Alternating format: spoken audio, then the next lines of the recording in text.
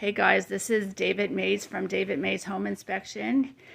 I'll show you his shirt, see? If you need a great home inspector, you got to think about David. So David, tell us what you're about to do right now. So right now we're just taking the electric panel off, the covering, I guess I should say. Some of the things we search for, one of the big things we look for is just to make sure that there's no aluminum wiring, because that's something that'll prevent you from getting insurance.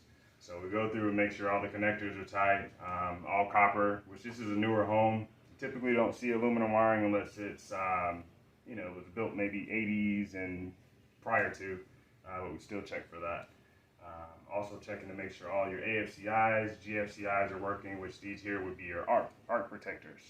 And what's an arc protector? So it functions as a GFCI, a ground fault circuit interrupter.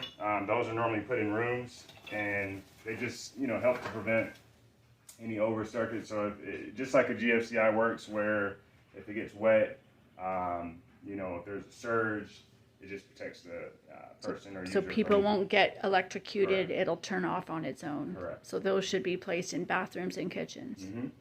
Some of the other things we check for is what they call double taps. So you can only have one wire going into one breaker. So you want to make sure that it's not overloaded. You have two or three. Sometimes you'll have two and three, single wires going into one circuit, and that's a no-no as well. That'll make it difficult to get insurance also. So these are just some of the things we look for. Make sure it's not overheating. I use my FLIR just to make sure everything is temperature-wise is good.